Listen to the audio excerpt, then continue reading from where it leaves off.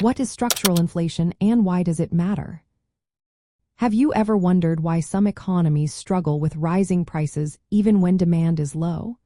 This phenomenon is known as structural inflation. It is a type of inflation that stems from weaknesses in an economy's structure rather than just changes in demand or production costs.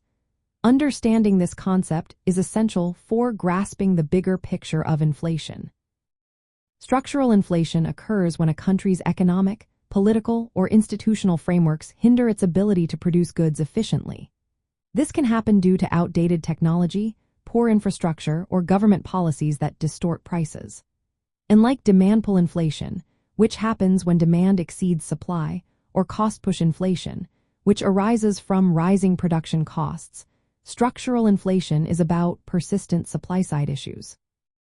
When an economy faces structural inflation, it struggles to respond flexibly to changes in demand.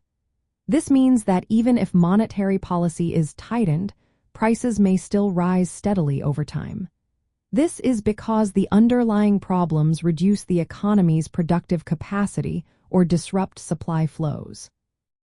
Why does this matter?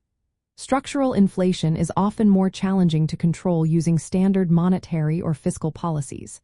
In developed economies, inflation is typically managed by adjusting interest rates or the money supply. However, in developing or underdeveloped countries, these tools may not work effectively. They can even lead to high economic costs, such as reduced growth or increased unemployment. Addressing structural inflation requires long-term solutions aimed at improving the economy's fundamental framework. This might involve investing in infrastructure, modernizing technology, and reforming markets. Improving governance can also play a role in increasing productivity and supply capacity. Without tackling these root causes, inflation can persist, undermining economic stability and lowering living standards.